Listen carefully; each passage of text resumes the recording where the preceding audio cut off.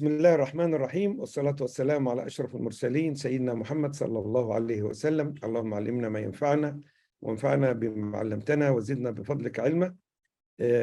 The Global Performance Management Academy would like to thank all of you for taking from your time to attend this webinar. The Global Performance Management Academy is a professional society located in Toronto in Canada. We specialize in strategic planning and performance management and all the other subjects which support this domain of knowledge. Maybe many of you are familiar already with this cycle, which describe the methodology and the framework that the Academy has developed. Tonight, we have a webinar by Dr. Muhannad Herzullah. Dr. Muhammad Herzullah is one of the founder of Mayo Clinic Academic, the Academy of Quality in Mayo Clinic. And as you know, Mayo Clinic is one of the best hospital, if not, I think it's the best hospital in the United States. And Dr. Muhannad has a long experience in this area. So what is the reason we are inviting GPMA, Dr. Muhannad?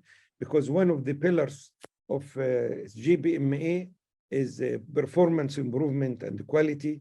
And we usually invite, we have 14,000 students studying our courses in 72 countries. 14,000 students are now enrolled in our courses from 72 countries. They try to complete these 4 courses, 10 courses that you see here. Many of them are just taking course 1 and 2, and the remaining people specialize in this domain, finishing all of them. Every week we have a guest speaker, and in fact we can send you the upcoming list, guest speaker for the next maybe 10 or 12 weeks. We have them booked already.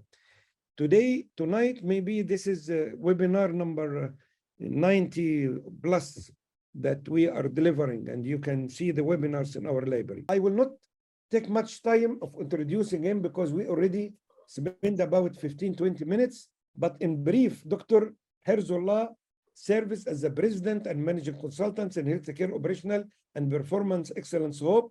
He also is one of the founder of the academy, the Quality Academy in Mayo Clinic. He had many positions in Mayo Clinics, by the way.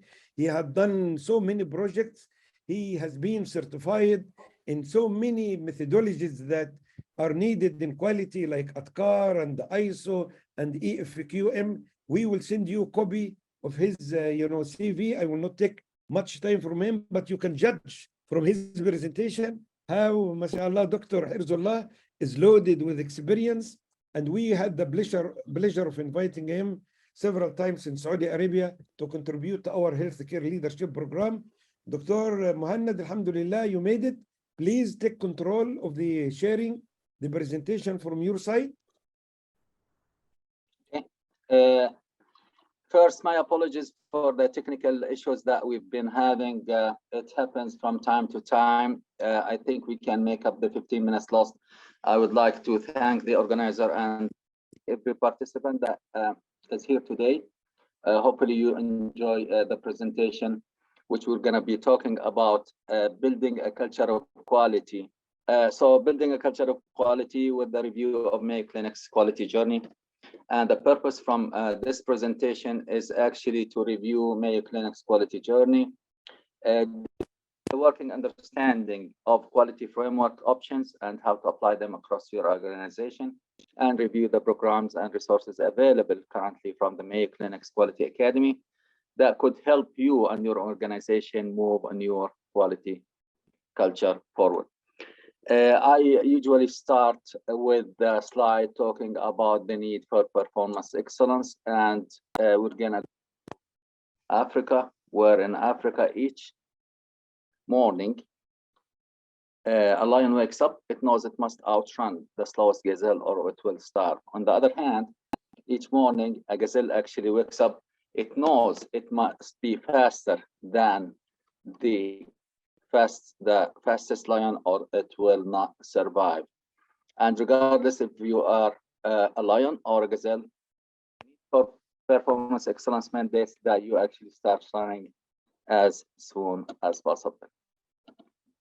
And that's what's been going on with healthcare industry, especially in the United States. I mean, we have big names like Mayo Clinic, Johns Hopkins, Cleveland Clinic, General Mass Hospital, and others that have been competing over the past on becoming the best in performance. And Mayo Clinic has ranked #1 for the past several years. To err is human. The Institute of Medicine has, back in the 90s, the report that actually has showed that the safety of medical processes is not safe. So 100,000 people actually died due to preventable medical error. Although it was very hard to see that, it actually was like for healthcare industry to look into different ways of improving patient safety and quality. So this had most healthcare institutions think of strategy, and strategy is about deciding where you want to go and how you need to get there. According to philosopher Seneca, a man knows what harbor he seeks, anywhere is the right one. So if you don't know where you're going, then you can go anywhere and be fine. So that report had established a baseline that we can start from so we can improve healthcare operations across. It's not about working harder, it's actually working smarter. So some organizations have here conflicting goals and objectives that may interfere, so movement towards achieving the vision would be slow. And by having the right strategy, you actually allow those goals and objectives so you can achieve your vision of the organization. Now, the leadership has a big role within quality improvement and patient safety and achieving performance excellence. Leading is not an option anymore. They should be very much involved. So they have to build an effective team. They're as project champions, you know, when you define your priorities, you know which ones are going to start first according to the use of specific resources and goal and your strategy. So leadership will help prioritize those projects and they will manage them to succeed and acknowledge team as well. So it's not the leadership get all the credit, but it's the team that gets the credit for this specific project. Leader's role would change. Expect an improvement to change. So leadership will be visible. Build a coalition of forces, other physicians and administrative leaders. Usually, you know, when we want to implement a change on a physician process, a physician lead will take the lead and we just support them as needed. Because there is a structure here that should be respected. They manage resistance. Because we're changing the way we're doing business for the past several years. So the norm of the people is actually to resist any change. So leaders will help remove obstacles and roadblocks and manage resistance, communicate directly with staff and hold them accountable for change. So if there is a decision made, a protocol that has been, then the leadership role is actually to follow up and make sure that those are being implemented. And if individuals are not changing or not following the new protocol, then they should be helped. Now, when we wanted to select a framework to help with quality improvement and patient safety, we needed to look at operational issues with healthcare. So many institutions or in general has some patient safety issues like medication errors, like wrong side and foreign objects, and many others.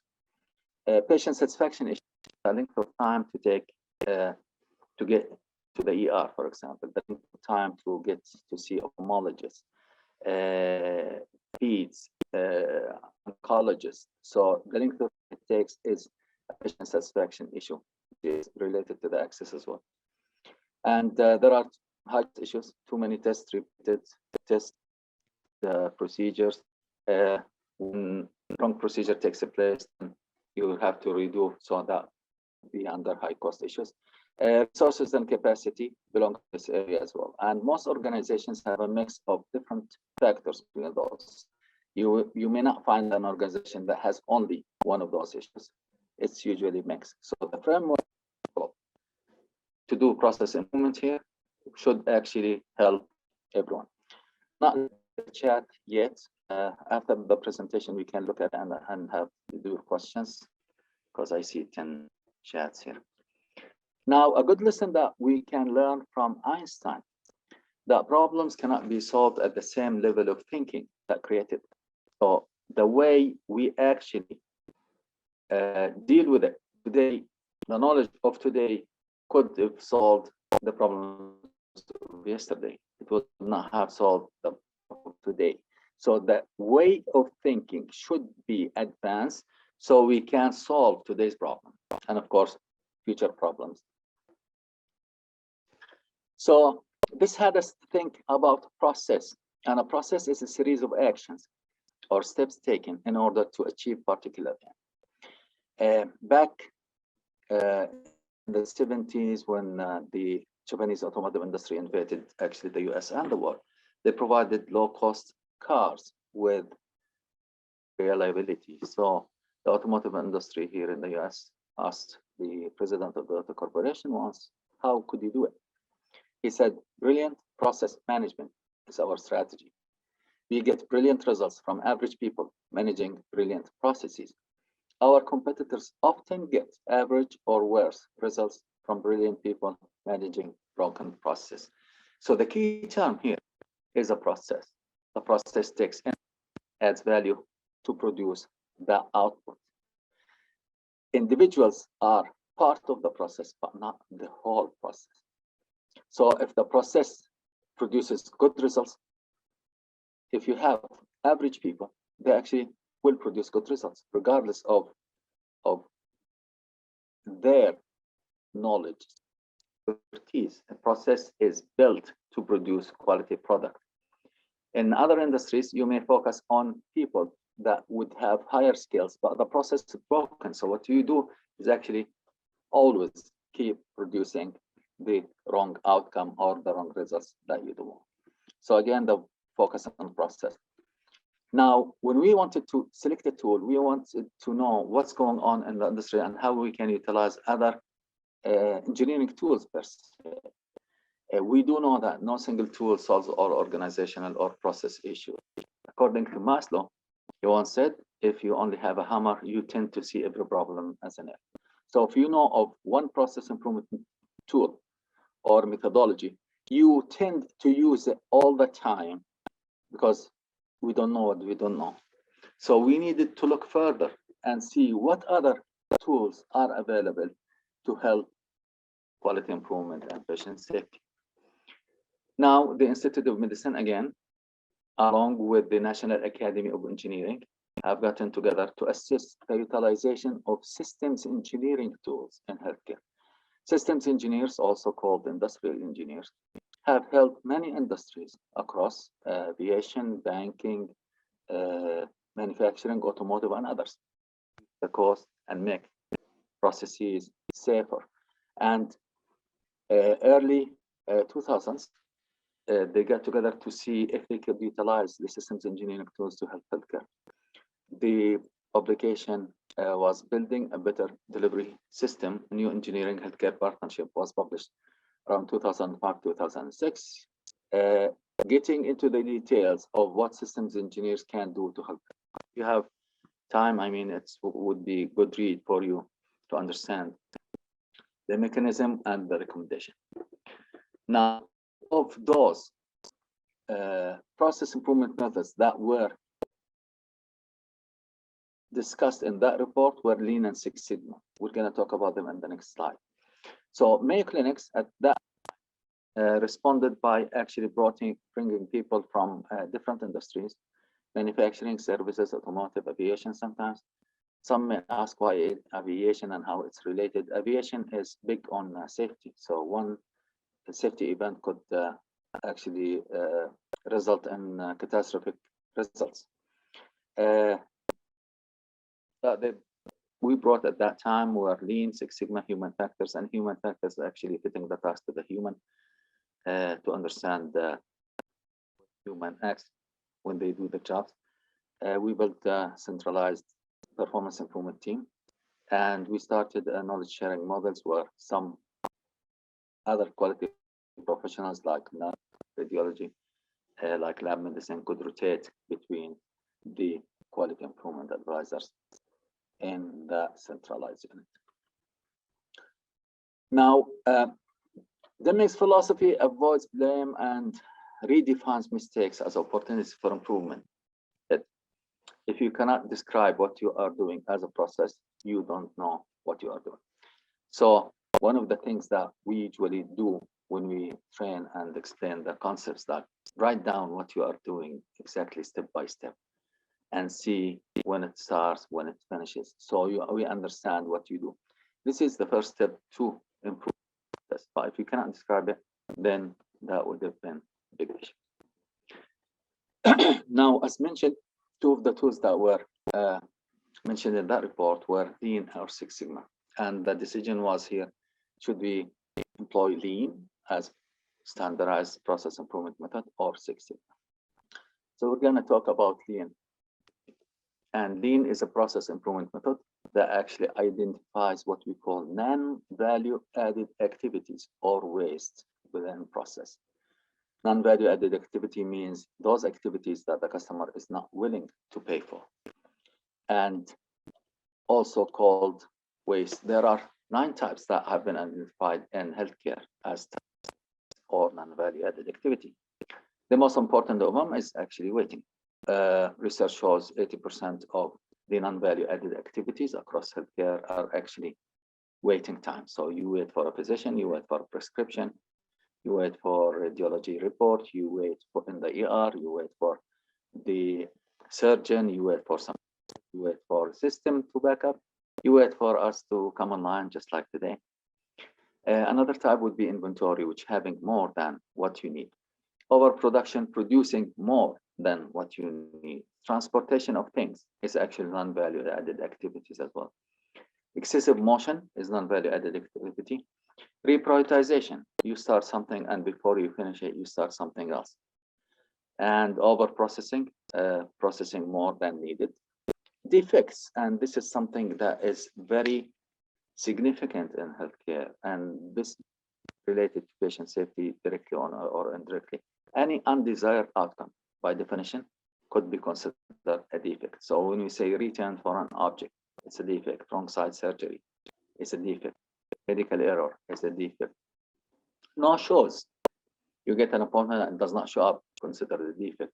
If you identify, some hospitals actually compete regarding the ER timing. So they say you'll be seen within 30 minutes. Of course, people working in the ER know there is a metric called lift without being seen, because it's significant for people to come to the ER and decide not to wait, because it's wait and leave. So that considered a defect if it's more than certain time that you have dedicated for this process.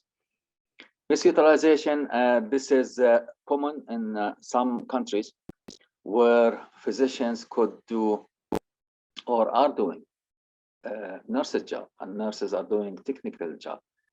Technical people are doing some other jobs. So we need to look at utilizing your skills to the best. Here in the US, for example, we have technicians conduct the radiology test, and the physician, the radiologist, actually would look at the report and make the final decision or final determination. In other countries, they would have the radiologist conduct the test itself. So this could be considered misutilization, but also you need to look at the regulation behind this here when it comes to country regulation and see if it can be helpful. Now, a typical process is actually broke down into 3 different segments. The green area here is what adds value. This is what the customer is willing to pay for. This is what the customer wants. And there is the red area, and this is what the customer does not want, or that's totally waste. Could be waiting for most of the time. And the yellow area here, it's called incidental work, tasks that do not necessarily add value, but must be done to support the existing system. If you go to, for example, an ER, and they would want to do some radiology modality, they will actually have to send you to the radiology probably. In many cases, some of the time you would have the some machines are actually available in the ER. So the walk back and forth is considered non-value added, but it's incidental work because it would not happen without it. Excuse me.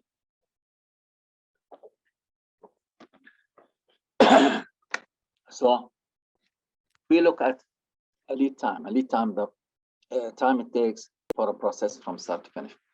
And I'm going to collect the information about certain process. See, ER visit. When you come and wait, you wait in line. Then they check your ID, insurance, and have you wait.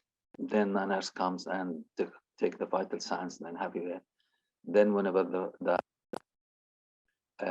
physician actually is ready, they can come and talk to you.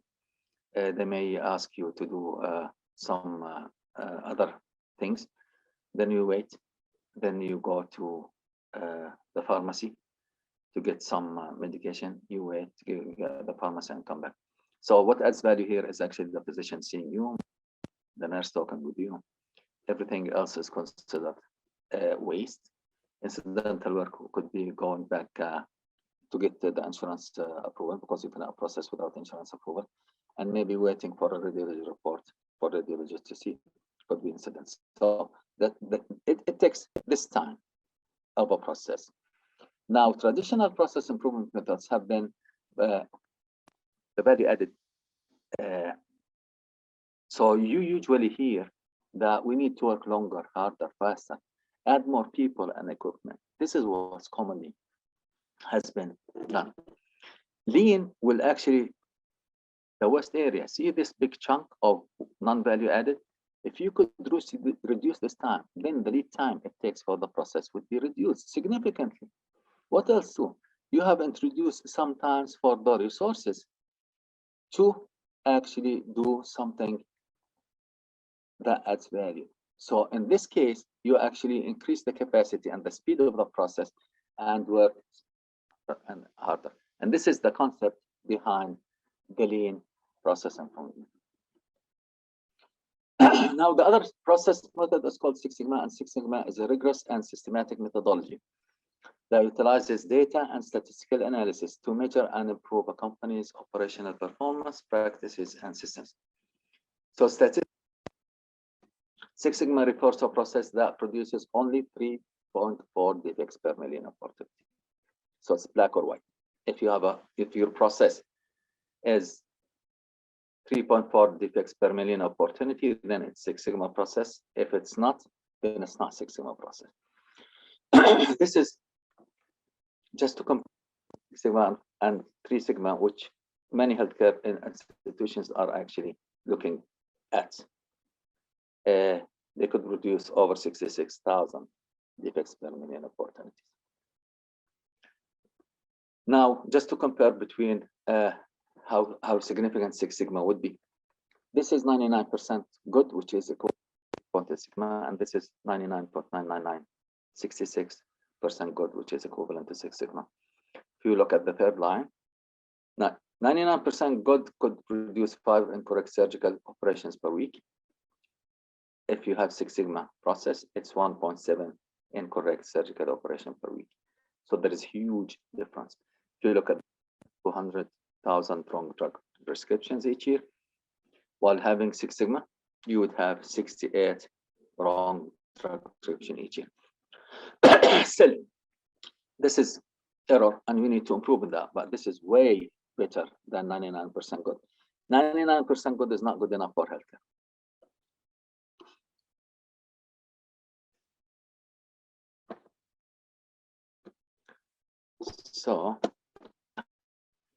So Mayo Clinic, just like many other institutions, have taken the Six Sigma tools, change management tools, human factors tools, project management, as well as change management, and they built them in one framework. DMAIC originally came from Six Sigma. It stands for Define, Measure, Analyze, Improve, and Control. And while having all the other tools embedded, this is the standardized method that is being utilized for process improvement methods. Now, it needs some, it has some constraints about what you can utilize it for, because if it's something that you know the solution for, you just implement it. It's mainly project management. If it's low-hanging fruit, you may not be able to utilize the DMAIC if analysis is ready and you have just a way to improve the process. So, but for all priority projects that have been identified at Mayo Clinic, the DMAIC framework was utilized as the standardized method. And this is what would be covered in the training, which I'm going to talk about soon. Now, building the Mayo Clinic Quality Academy. We learned from China, if you actually give a man a fish, you'd feed him for a day. If you teach him how to fish, you'd feed him for a lifetime. There are significant amount of process improvement opportunities across healthcare and other industries. So sharing the knowledge and having people participate in process improvement projects, process improvement excellence, patient safety is very, very, very helpful, because you cannot have enough of those people.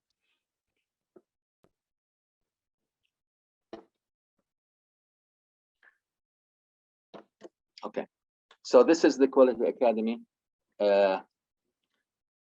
We started actually in 2006. I was actually at Mayo Clinic at that time. And we started the Quality Academy by offering teams training together, everyone achieves more. And later in 2009, we built the Quality Fellowship Program. And the Quality Fellowship Program is 4 levels. It starts with the bronze, silver, going through the gold and the diamond. But when we executed it, was 2009, after a year, the silver level, a year after the gold level, and 3 years after the diamond level.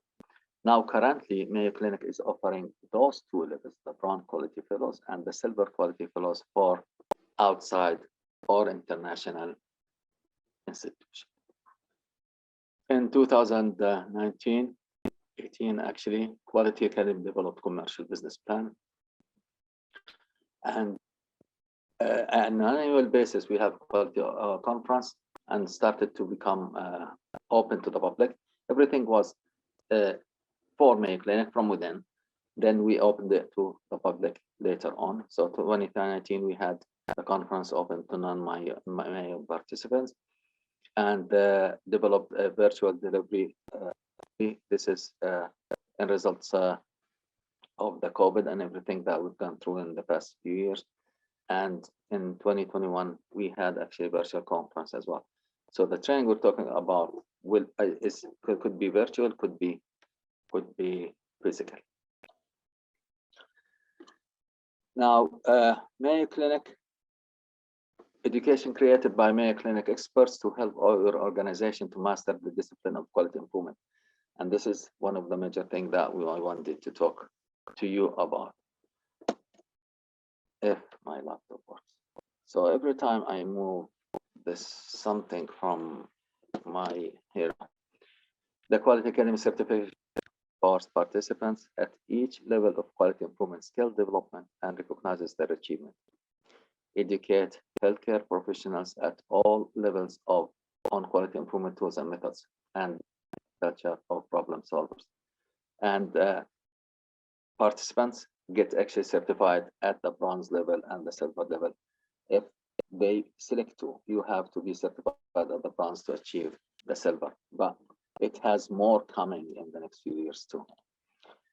Now, again, those are several tools that have been built in the DMAIC framework. So when writing the charter for statistical analysis, process capability, root cause analysis, tests of change, 5S, mistake proofing, flow improvement, value stream mapping, which is very significant tool utilized in Lean to identify non-value-added activities and others as well. So that what you're going to learn within this program is a mix of tools that has been built and utilized at Mayo Clinic for years and was tested over time too. So we have two programs, as I mentioned, the Mayo Clinic Quality Bronze Fellow, and this is online education materials, almost 90 minutes to complete. And after that, you need to pass an online assessment and or more. You'd have 2 chances only. If you don't pass it in second chance, this is it. And then you can proceed to the Mayo Clinic Quality Silver Fellow program. And the program is usually delivered over 2 days, almost 8 hours total, 4 hours per day, plus minus. I mean, actually plus, it's not never minus. And you need to pass an online assessment too with 80% or more, and you have 2 chances only. The body of knowledge will get and the difference between this and the silver. But additionally, in the silver level, you would have to utilize the skills learned in this program on a project. So we are expecting you to build teams and submit a proposal for Mayo Clinic to review to make sure that it is okay.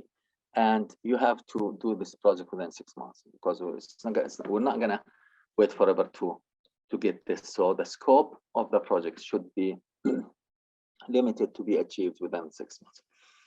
And then again, you would have 2 chances to propose for the project. If it's not approved, you can submit another one, as well as the project summary. Once we're done with the project, we have to have a summary sent showing the results, the team members that would get credit for this project.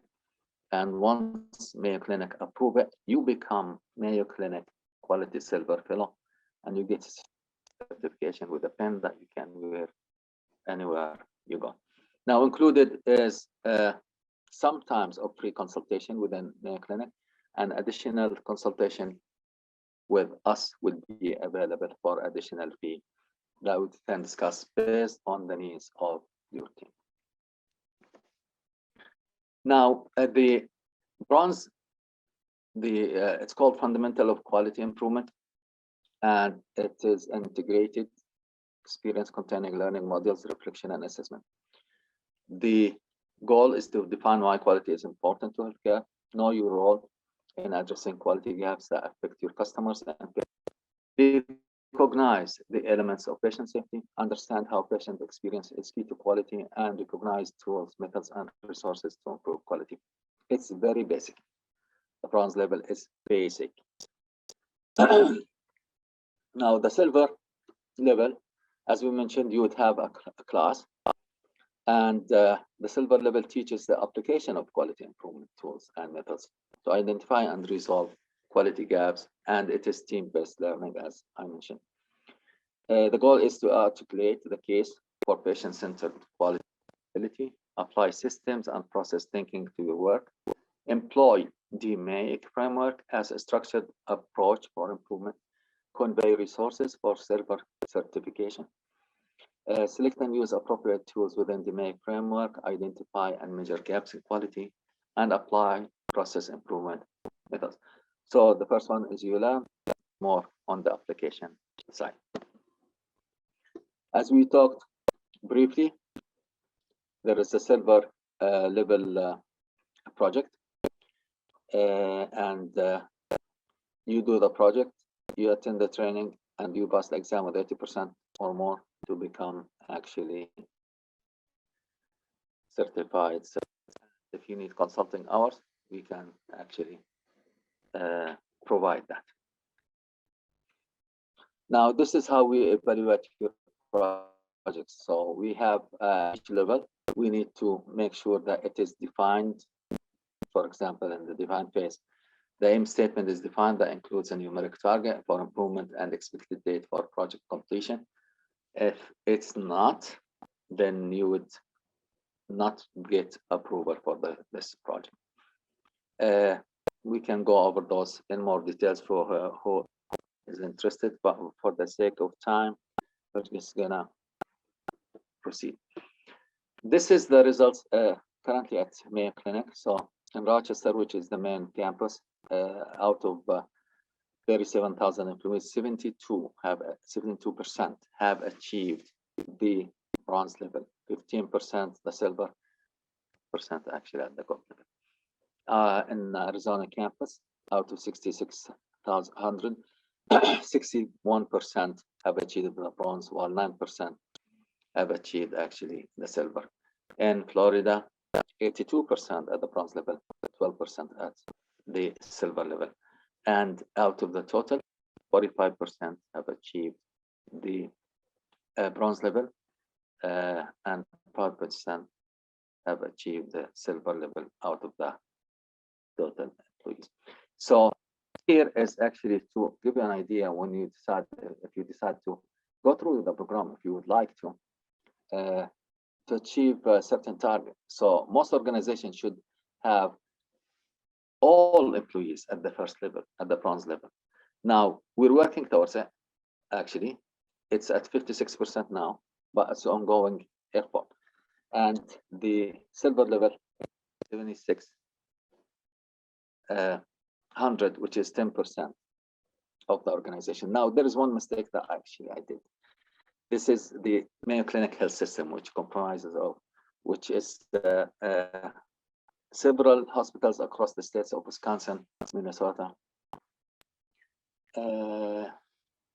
as well. So it is one entity from Mayo Clinic. This is not total of Mayo Clinic.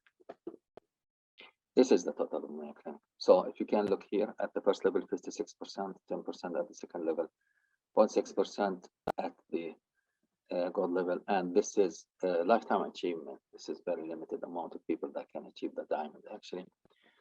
But in terms of targets, you could look at the numbers to define your targets in your organization if you decide to go through this program. I started talking about the need for performance excellence, the gazelle and the lion, and I'm gonna end my presentation talking about the eagle, where American Indians believe that the eagle lives up to 70 years.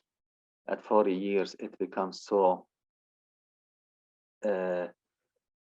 big, and their peak is so huge that it does not cut meat, and they go through change management mechanism where actually they can take some of the feathers and it regrows again, and this way it actually lives for 30 more years.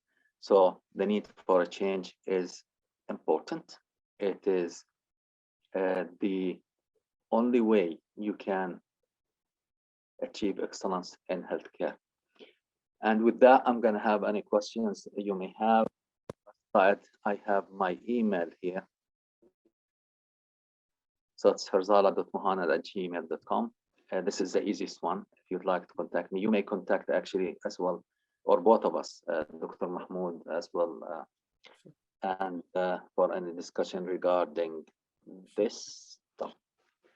Thank you so much. We had to go fast because we have had some technical difficulties before. And I hope you enjoyed this presentation. We can look at the chat and take questions. Now, there is something that I didn't mention about quality fellowship program, that you get category 1 AMA credit for attending the, for achieving the level, you get 1.5 credits. Silver, you get 10 credits. Those credits usually needed for maintenance of here in the US, and some of the physicians and professionals are actually interested in that. So we provide that as part of the program. You could utilize it as professional development credits as well. No CME. There is CME hours. This is what I'm trying to say. Through the this one wouldn't have CME, but through the program you could have up to 11.5. Those are 2 emails. You can send us if you have any questions. Just copy both of us, so we're both are following up with you. Somebody's Okay. asking, yeah, how your presentation today is related to building a culture of quality. Today, it's actually looking at standardizing the quality improvement methods, building the team, and building the quality academy is actually building a culture of quality. We have people, you know, it's not a mandate to become quality fellows. Those 50,000 people that we have had achieve the quality fellowship certification because they know that quality and patient safety is part of their jobs. So this is how we built it, actually. The results at the slide that I've showed before the eagle shows that the culture of quality is being built into organization by achieving the fellow certificate. Okay. This is Okay. Yeah. Can you mention something about the consulting advice that participants can get while they are doing their practical projects? Yes. Now you get up to 1 hour consulting within the program from Mayo Clinic, and additionally, we can provide consulting to whoever needed. Most of the teams, the tools are relatively new. They may need some help and support. So we want you to succeed. So that's why we actually support consulting needs that you may have. Now, if you have expertise in the field, you've worked in Lean Six Sigma before, you may need less consulting hours, but I think consulting hours should be taken into consideration on the program. Okay. In fact, we have 2 minutes remaining. Few people are asking about the Lean Six Sigma, and they were wishing that you can elaborate more on it. Yeah, well, Lean and Six Sigma are two different methods for process improvement that have been utilized in different industries. Now, healthcare, starting 2000s, they assist the utilization of Lean and Six Sigma in healthcare, and the report shows that there is significant need for them. Lean tackles the non-value-added activities or the waste, while Six Sigma tackles mainly the variation. We combined those. We took the framework from Six Sigma and we built in the Lean tools. So what you're going to learn in this program is actually the DMAIC framework that is being utilized at Mayo Clinic since early 2000 and have proven to be very, very, very successful. We utilize tools in Lean when there is waiting time, length waiting time. Now, there is a question about radiology. Facilitated a project where we actually have value stream mapped 5 different modalities within radiology to understand the non-value added activities, and the majority of them were in transportation and actually looking for the radiologist. And we identified at least 2 FTEs that spend their time just transporting because they're far away from each radiology. And there are many details that we can present in another actually webinar about this project. But this is high cost. One of the 2 FTEs that are not being utilized is sonographer. So there is, if you are not utilizing a sonographer, which is the technician for the ultrasound, then the ultrasound is not being utilized. The ultrasound is not being utilized, then the whole space is not being utilized. So this is very good projects that we can talk about later. But definitely the application of Lean and Six Sigma is massive. It's huge and high demand. Thank you so much. في بعض الناس بيسأل على شهادات حضور الويبينار النهارده. احنا عادة لا نشجع اعطاء هذه الشهادات، لكن اللي مصر انه ياخد شهادة على حضور ويبينار احنا ما عندنا مانع، والمكتب بياخد $35 اجراءات اصدار هذه الشهادة. فاللي عايز هيجي لكم ايميل بكره في الPDF فايل وفي اللينك للفيديو وفي طريقة دفع الرسوم، لكن الغرض ليس اعطاء هذه الشهادات لان ليس لها CMA اور، لكن اللي يحب ياخدها اهلا وسهلا. طيب اتفضل. There is one question. It is more an improvement tool to use to improve quality like any other tools. How is the targeting culture? You have, first thing, you don't know what you don't know. This is as a fact. I mean, unless someone comes and tell you what, you wouldn't be aware of what's going on. And this is what I try to explain throughout the slide set. What Einstein said, that you cannot solve problems with the same level of thinking. Then we moved to process thinking. Then we looked at the tools, because if you have only one tool, and then we assessed the process thinking within Toyota. Then we had moved with the National Academy of Engineering to develop and assess the use of systems engineering tools. So the whole story is about building a culture of quality. You're not going to change people overnight. You have to understand. And the first thing that we know in our profession as quality improvement, acknowledging that you have an issue is have the solution. So if you come here and say, how is that, or no, you don't acknowledge things, you're not going to solve anything. So this is one of the things that you need to focus on, the way you think, and be aware that what you know is not solve the issues. Because if you know what solves issues, then you shouldn't have any. Very important. No. Okay. Mr. Ahmed Yusuf keep insisting that you go over the Six Sigma slide. Did you have a slide in the beginning about Six Sigma? Yeah. Let's go over the rest of them. I'll go back to the slide about Six Sigma. An example only, reducing the turnaround time for any process. No shows is a Six Sigma process in radiology. If you look at the turnaround time, the time it takes to visit an ER, that's a lean project. Re-explain the first slides, Lean Six Sigma. I'll go back to it. How much does it extend the process development? Yeah. The cost we can discuss offline, because it depends on how many bronze levels, how many silver level, and how many consulting hours you need. Now, this is a certification, so it's not by individual. We don't do it on an individual basis. So it has to be the hospital or the quality department in your hospital. Okay, let's go back to my slide set. I didn't, here we go. So this is Six Sigma. First, before Six Sigma, we talked about Lean, and we said Lean, a method that tackles non-value-added activities, and there are mechanisms for reducing or eliminating those. We said if your hospital is new to those methods, focus on waiting, because waiting is 80% of issues. If you solve the waiting issue, it should be. So now we went over those. The Six Sigma is another statistical analysis, and you have to achieve 3 points for the per million opportunity.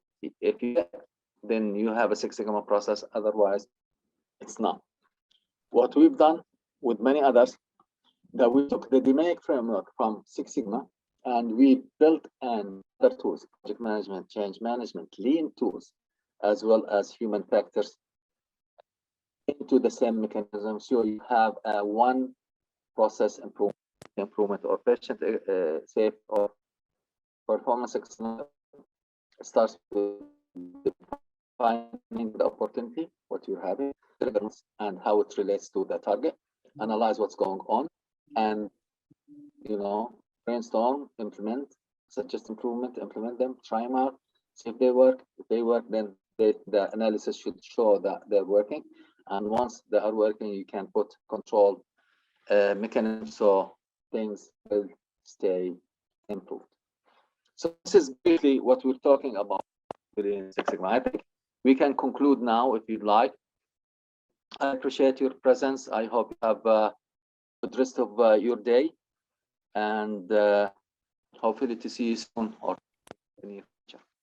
Okay, Doctor, thank you so much. We really appreciate your time, and thank you for you're going for everybody who attended with us tonight, and they took the waited and have the patience in the beginning of the session, until the technical issue was resolved. I would like to thank you so much. I would like, we will keep you everybody posted about our upcoming events. And if you have any questions about, how to learn more about the Mayo Clinic certification, we'll be very happy to do this. I would like in conclusion to announce or remind you, if you know this already, that we have an excellent training program in innovation management and leadership.